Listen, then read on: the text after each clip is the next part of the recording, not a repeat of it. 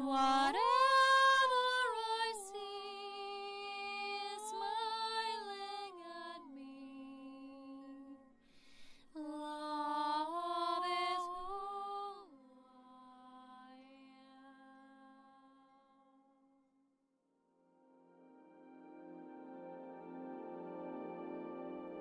Hello there, beloved Ascension pioneers, all you divine lovers out there, and welcome to this video episode here with me in the woods today because we had some of the winter waves here in the Alps in Slovenia. So I want to talk about what it means to live as a mystic. I also want to talk about the 1111 gateway and some of the messages for divine union, as always, because this is my path and these are the messages that I'm always guided to share with everyone. So wow, it's been really tough lately, right? It's been so much coming in, so much energy. So we can all, before we begin this video, just take a breath. I want to take a breath. I want to take a breather. I've been finding my spot today because we have these hills and sun sometimes just really goes behind the hill. So it's kind of like, goodbye, Mr. Sun. So I want to start at the beginning, okay? So why I'm calling this living as a mystic, because there's a very profound difference between being a spiritual teacher, guru, even seeker, metaphysician, esoteric, new age, or whatever, and a mystic. So what is a mystic? You know, when we look at the nature of acquiring certain spiritual teachings and we're starting our awakening, we're still somehow, most people are receiving messages from the outside and many resources and books, and and that's, yeah, we can create many teachings from that, and we can generate knowledge is based upon knowledge from before, and it's all like cyclical. But a mystic is a being who touches upon the great unknown, which is source. It's something that, sometimes people ask me, how do you know the things you share? What are you tapping into, or tuning into spirits, or no? I'm a mystic. I live as a mystic. I live in the magical essence of trusting what I receive directly from that unknown, from that space. So a mystic is someone who does not receive from the outside as the basis upon their knowings. They're not even teachings. So we're all self-taught as mystics. But of course there's a path, there's an overlay of energies that people often like to come through as they're still stepping up in their self-mastery. So to be as a mystic is truly trust our guidance 100% and not question it and not overthink and overanalyze things. It's almost like, when sometimes you receive things and you have this feeling, that's the essence of what Saint Germain calls the essence of the Merlin. Merlin is not a person, it's an essence. It's that magical essence that we all have within us as the potential. But when we start living it, that's almost like that high priestess expression in tarot. That's the archetype. As we sometimes trust even the untrustable. And that's not the same as having that blind faith when we're really naive and sometimes we feel like we're silly. But a mystic even has to allow themselves to feel that, to feel unquestionably silly sometimes and like a child. Because child sometimes just opens up to the world and they receive a slap in the face and they're like, what's happening? And this is the nature of the mystic, because a lot of the spiritual seekers, they're very vertical in their alignment and they're always trying to prevent their physical experiences on earth to gain more mastery through experiential wisdom. So a mystic does not stop that. A mystic lives the higher calling of sometimes even being questioned to the bare core. There's the story, I think, of Socrates, who was questioned and they wanted to send him out of the city. I think it was in Greece and Athens, and they wanted to put him away for his radical new beliefs, which he just received. And they said, you can still change what you're saying, you can still change your word, but, if you don't, we're going to throw you out of the city. And he said, you know what, I cannot deny the truth, it's just my essence. You can kill me 1,000 times, but I'm not going to stop being, because it's who I am, and I'm not going to stop speaking it then. So a mystic is also someone who does not question and compromise their knowings for, what's the norm in the society or even their close circle, because a lot of the times when you do step through the threshold of not just being a spiritual seeker, an aspirant in a way, initiate, but you become that masterful knower. You're going to start to unquestionably receive the knowing that is so profound that sometimes you're like, I feel something, I don't know why. Sometimes it's so radically not in alignment with what you're seeing with your physical senses. but you feel something and you just know this is so. And a lot of the times we've called these people prophets even, and it's nothing special. It's just that we finally own what we're receiving for ourselves. And this is what I received at the 1111, the Master Twin Pillar Gateway, is all about. Because if you're ready, you can finally start walking that path. We've all had moments in our masterful experiences when we didn't always trust ourselves, and that created doubt, which created initiations for us, which created mirrors, which created triggers, which created integration. And I teach that and share that, preferably said, in my latest course on divine soul embodiment through divine union. So it's all about how do you fully engage with the essence of you that's a mystic. It's not even a teacher, it's not a guru. There's a lot of gurus who went to India or other, spiritually, called or imaginable places, and they were initiated by certain gurus, and they came back to either the States or Europe, or I don't know, wherever they were from. And there's some documentaries about that. Just recently, someone recommended me to watch Carmageddon. I didn't watch it towards the end because it was too weird, but I got the point. Sometimes we see this figure just because they went to India, just because they had a certain initiation or they mastered something in their life, doesn't mean now they're fully integrated in their sovereign being, that they're a master, that they're pure, they're fully purified of the earthly, denser things that make us revolve in the wheel of karma, that are not fully just. And when I say just, it's not about whether that is right or wrong. It's just that we are so pure in our sacred heart that we do that which serves the whole. We don't go against principles and disrespecting others. So a mystic is someone who fully trusts their own guidance. And I have to share some of my own experiences on this path, because I had people coming to me and all of a sudden they had this feeling like they have guidance for me, and I never asked them, and they didn't fully see me, because when we see one another, we see and we know each other. And when we see each other, we know where we are, so we don't question that or we don't go against that. And my experience with most people is that they're still not fully unified, which means that they will still kind of project what they're receiving because they're so infatuated with the guidance they're themselves receiving that they kind of want to quickly assume that that's for another as well. But it's not. Because when you're a mystic, you have your own bubble of that divine receptivity. Your I am presence is what overlights you so much that it's the essence of your being. And when my desire for the world in this higher dimensional community and the light cities that we're building through our inner community with the self, our inner unions, is that we won't so much project onto others anymore through guidance and I have this for you and have answers for you, even just sharing opinions about each other. We will just simply share experiences and know that that's enough. Because sometimes I share my experience with another and I think, well, everyone's like me, right? They get it, but they're not. And I often receive the other kind of treatment, which is I share an experience and people feel obliged to say something about it, or they need to judge it, or they need to put a little piece of their own perspective about it. But the thing is, it's not their perspective. It is the higher, bigger picture we're receiving as a mystic on this path of our own sovereign domain, as a master of our own experience and reality, is that others are only our mirrors, which we need to recognize and clearly apply through that application of wisdom ourselves. But when another says anything that's like, oh, this is like this, or this is for you, and I know why this is happening for you, and I've had so many people with lesser or more degree of that, and I never did that. And I was like, why do people see that I don't do that? Why are they doing it? It's because we're so used to the separation. And separation, we have this perception that unity means now we know because we're one, we know and feel for everyone. No, unity means that we're all in this together as beings of divine source. But that doesn't mean we're all the same and that the same things apply to one another, although things would then be so black and white, right? But they're not. So our own mystical path is not black and white at all. And when people will give you the notion that they know something for you or they have an opinion or judgment, they're clearly not seeing what you're seeing, and that's why they're sharing a bit of perspective, which if you're resonating with it, that's fine. But a lot of the times we don't see that we're already part of their reality. It's no longer ours. And what I see in people who connect to you that way, they're not even connecting through Sacred Heart and the other Sacred Heart and Unity Consciousness. That's the fifth dimensional and beyond awareness.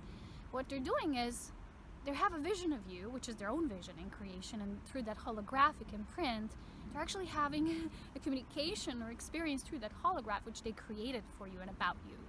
It's a representation, but it's not really you. And you can feel that because the energy is void. And I teach how you can integrate that, how you can embody more of your soul through knowing and understanding such a connection, that you're moving deeper into your self-union, so you're going to be the profound master of your reality.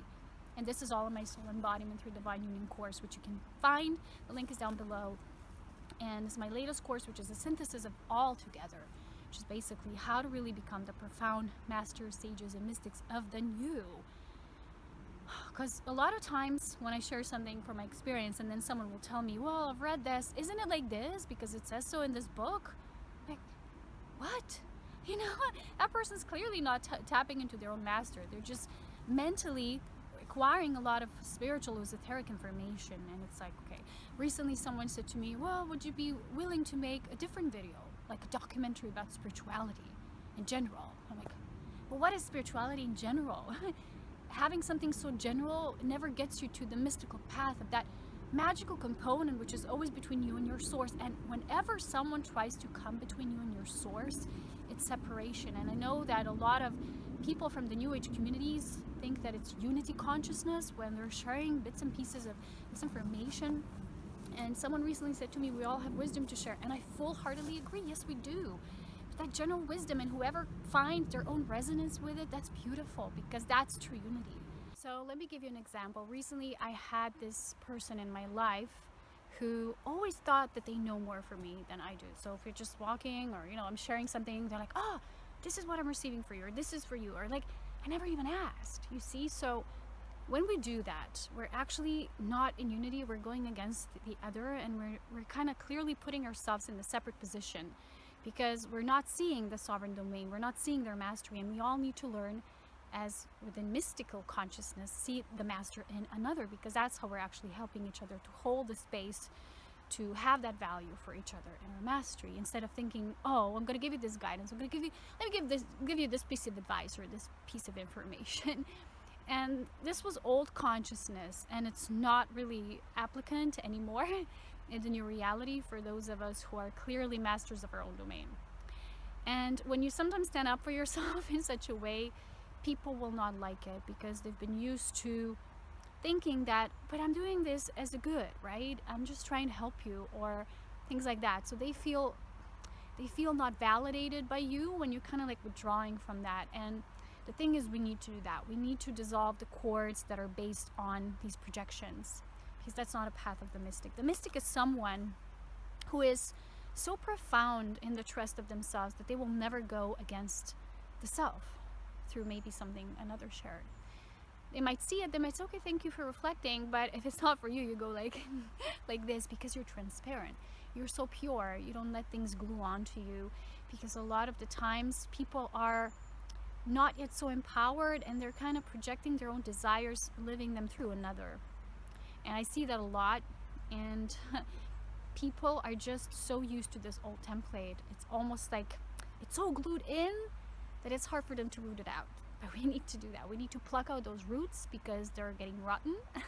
Because our new crystalline reality is much purer than that, and it invites us to live our own mysticism.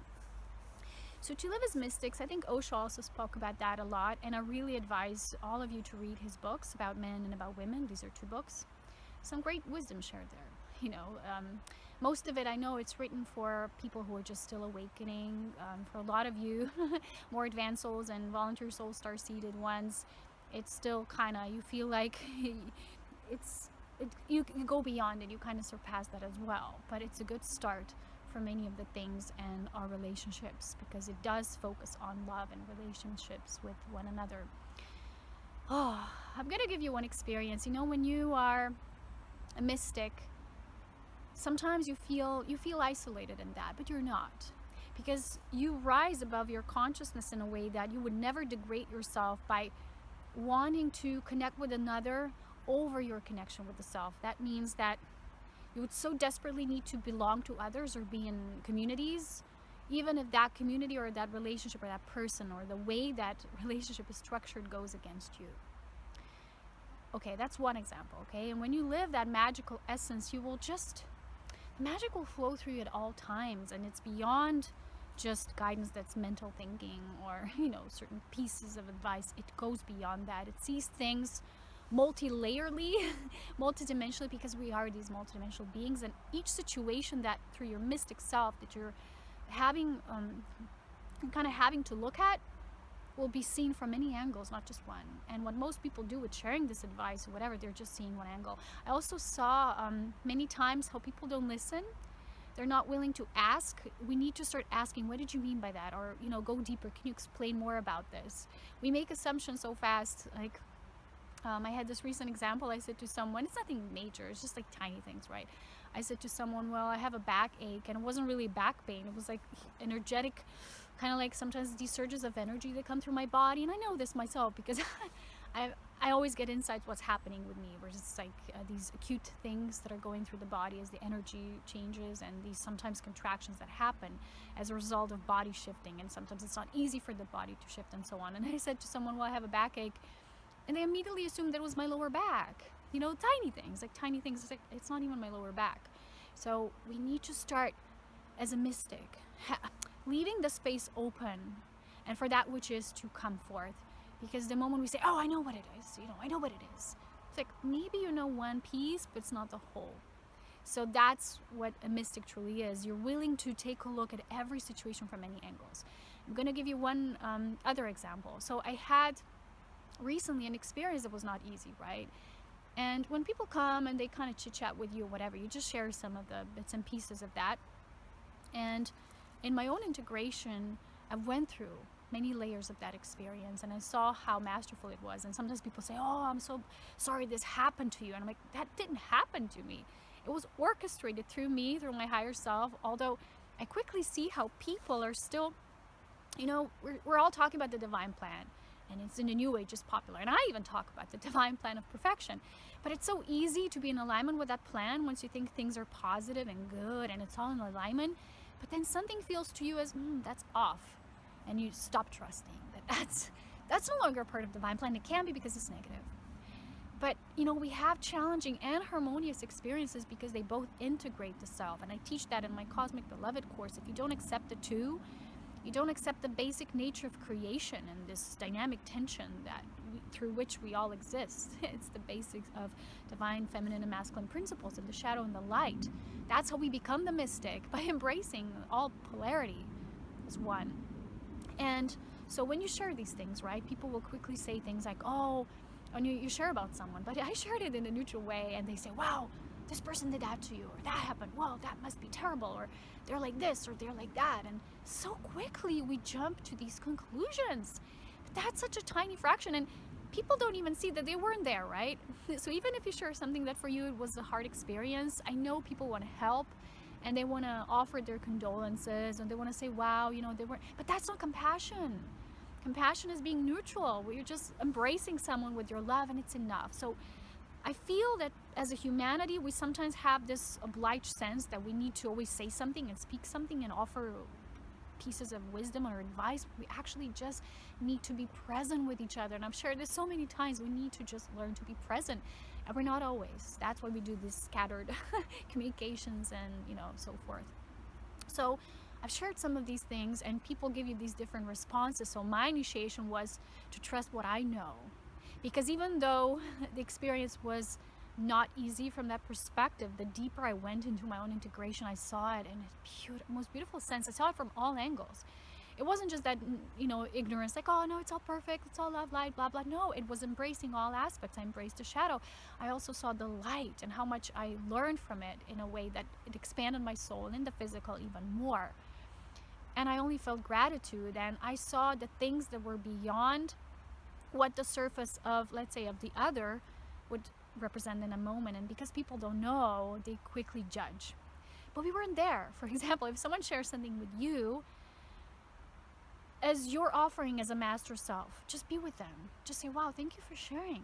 You know, is there something else? You know, how you can move even deeper with that? And that's enough. Or you can share your own examples that you feel, wow, they're kind of in tune with what they're sharing, and don't make any assumptions or comparison with whatever, because I see that a lot, and people are still seeing things as black and white. So when this happens, I don't even explain anymore. I don't even go, no, you don't know the whole story. No, you don't know. I just let it be. I just go like this. I feel I'm mastering more in that transparency. I let people have their own things, and I see it as my own initiation. It's almost like, knock, knock, Polona, will you listen to what they say, or will you stay true to what you know?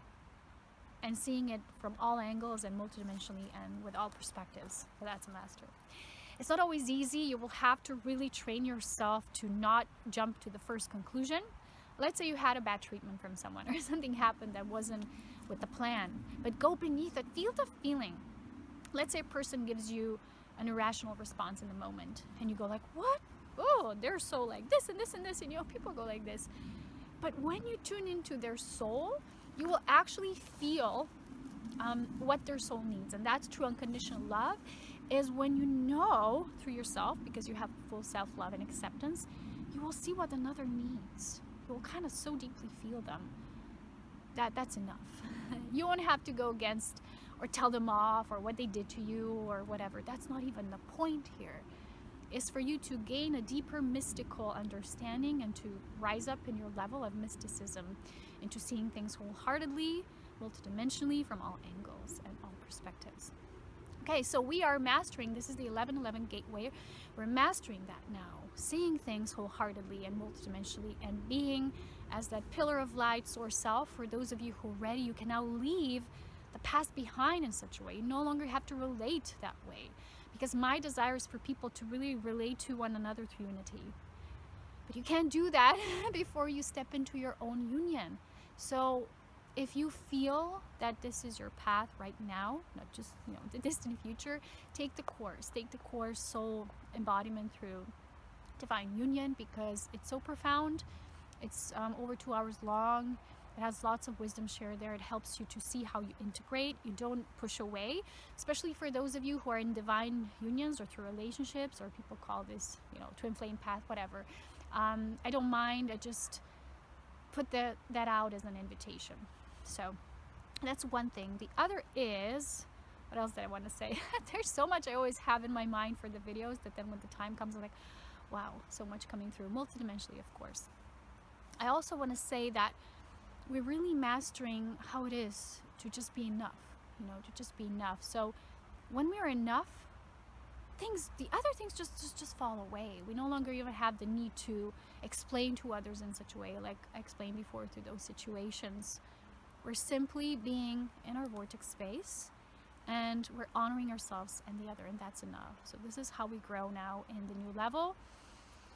For the 1111 gateway, what I received is that for those of you who are ready, like I said, this state of how you relate to life is shifting, but you have to allow it.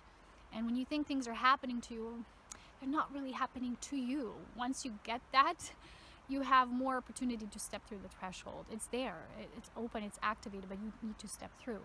So we create on a higher level these gateways, but as humans we need to step through them. That's what we're doing.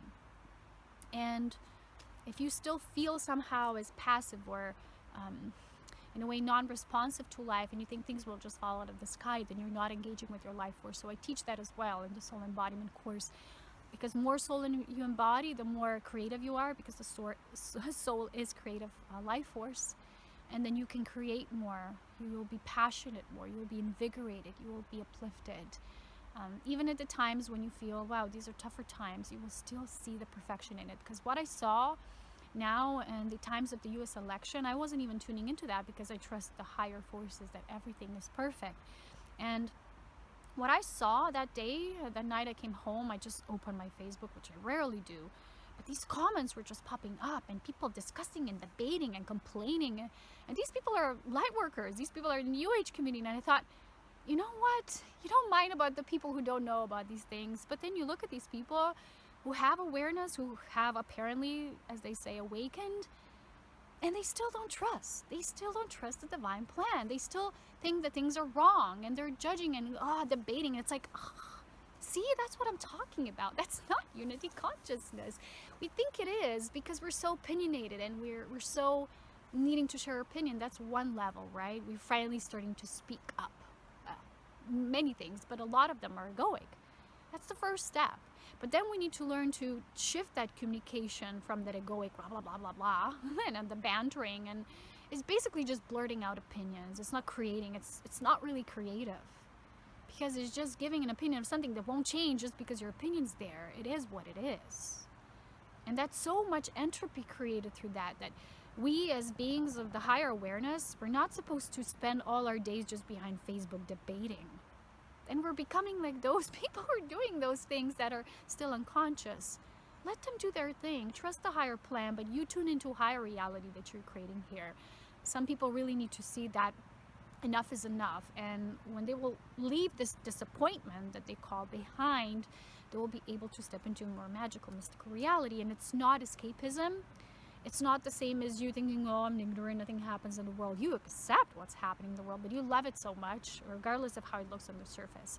And that applies from your day-to-day scenes and relationships with people, and when you have falling outs with people, and the worldly events and the world at large. So when you learn to do that in your own self, in your first house, which is your soul, the body for your soul, your first temple, then in your most intimate relationships, then in your families, then in your communities, and then you can start understanding that the whole world spins as it needs to, because the life force knows, and there's a great divine plan behind it that we don't always see, so we tend to see things as black and white.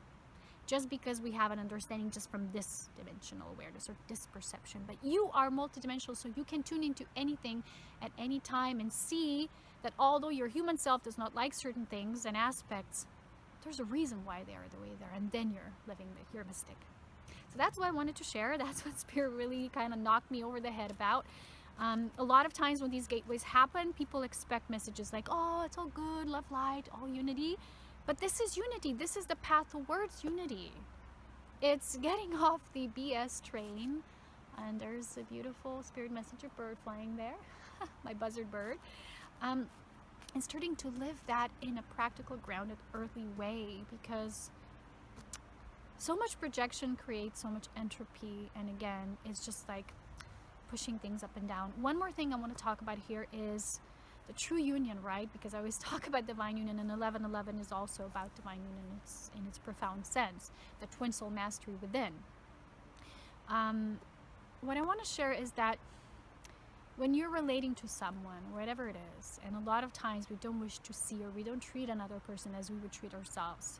Remember that the other is an extension of what you are. If you're running away, if you're withdrawing, you're not wanting to face them, or whatever it is, they're just an aspect of you that you're suppressing. So whenever these two forces of creation, right, divine masculine and feminine forces of creation, if they're always in balance and allness, because they are.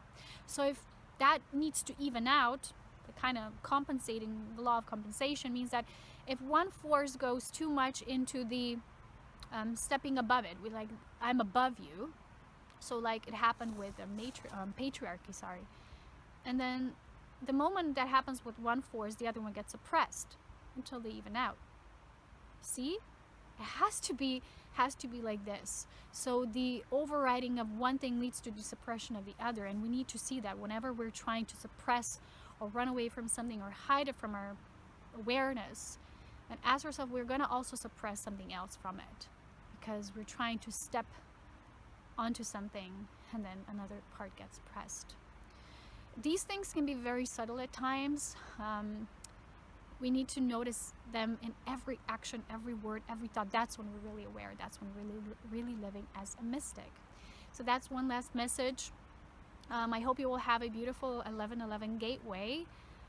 Whew. For me, it's all about mastery. It always has been for you as well, when you embrace the truth that it all has been through you and for you. Not just the good parts, the good bits, also the bits that you sometimes say, oh, this is tough. But why is it tough? There's a resistance there. And like Jermaine explains in those books about being masters of new energy from Jeffrey Hoppe, it's like the moment you're creating life through resistance, you'll get a boomerang energy force back, because again, it needs to even out. We call this karma, or as people think karma is about punishment. It's not about that at all. It's just energy always eventually needs to even out. So if you're pushing through something, you'll get that push back, and things will go awry. Sometimes if you're going against your natural awakening course that's leading you to your highest best potential, which is also the highest potential of all, which we don't always see because we see it in a linear way, but it happens even at the world stage now, things are happening multidimensionally. Things are bigger than we think. So if you're just looking at it, who won, who lost, you're missing out on the big picture. Look through the eyes of the mystic and read what Osho wrote about politism and politicians, because it's awesome. It's how it is. You can plug away, you can withdraw your life force and use it to create something of a higher nature, higher value, which is the new reality. A lot of you, the crystalline reality, we're already creating. So that's my message for today. I love you all so very much. Choose yourself. Choose to be righteous for yourself. Don't patronize others. Don't tell them what you think about them. Don't tell them off. Just speak your truth. Say, I feel this for me. If it will resonate with them, if they'll see the shadow, if they'll see their actions on their own, that's fine. If not, you spoke your truth and it's enough. You don't have to be blatant about how you speak, because that's, again, it's not unity. Unity is not when you speak with such feeling that then negates the other. All the experiences need to be equally honored and appreciated. Even those that you would say, oh, but these are negative ones. Okay, I love you so very much. Have a beautiful gateway. Create an amazing opening, and I'll talk to you again very soon with so much love, wisdom, and power, as always, from my sacred magical space here in the Alps. Bye-bye. Okay, guys, so before I give you a little bit of the tuning in, I would like to share my recent experience that I've had with one of the animal messengers. You know, everything as you're living in your magical self is a message. Everything and everyone, and animals can be such beautiful messengers. So I saw salamander on my run twice in the same spot, and it was like, what are you doing here? You know, the little creature, you're gonna get run over, because it was on a biking track, and we had our first snow, and he was just standing there like a statue. And the first time I just spoke to him a little, then I went. Next day I returned, like, you're still here, right? So I started talking to him, and I felt he felt me. Little being, little creature, said, you're so cute, you're so adorable. He was so cute, it's movements. And then as I started speaking, he was like this, and then slowly, you know, it's like such slow creatures they are, he lifted his head like this, looking at me. I'm like, are you actually seeing me? You're hearing me. He responded to my vibration. And then I started singing him a song. It's a song about a salamander, which is really cute. And what he did when I finished the song, I could not believe.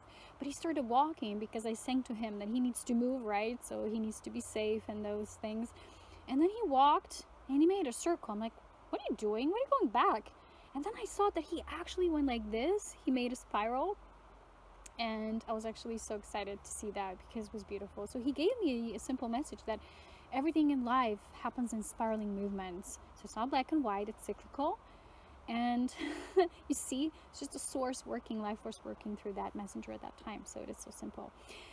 Okay, let's begin. Let's have a tuning in for all of us for this time, just for this beautiful magical gateway, and beyond, of course, beyond.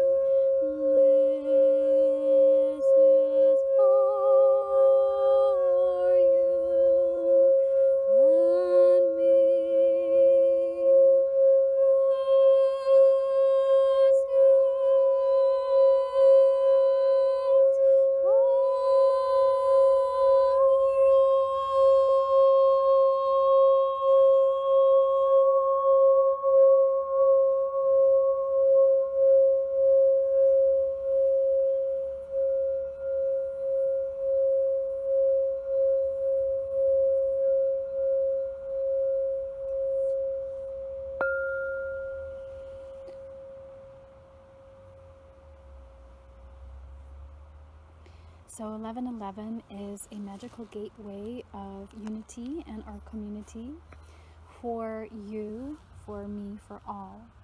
And it is time for many of us to celebrate, to be more joyful, to be more playful, not to only be in the structure mode of the linear reality that we felt like work. So using our creativity to play, and through playing, creating on a higher level of the crystalline frequency and magic, creating magical realities, because it is one thing to talk about ascension, it is another to create a magical living existence through that. And this is our invitation at this time.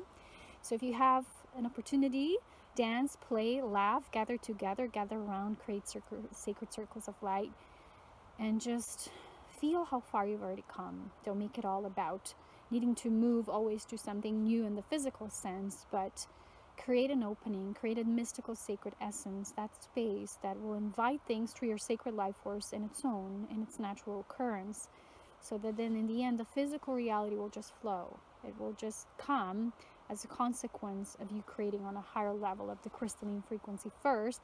And although that is more challenging because we don't always see, we don't always feel, but we know. That knowing drives us in that new creational space. So there's also like a threshold, a passageway for many who've done a culmination of their initiations in the sacred 9 universal year, and it calls out to that celebration, to that achievement, which no matter how big or small, it's big for you because it's internal, it's soul based. And now from that level, next year and beyond, you'll start to be able to assist others more to that new crystalline frequencies embodied.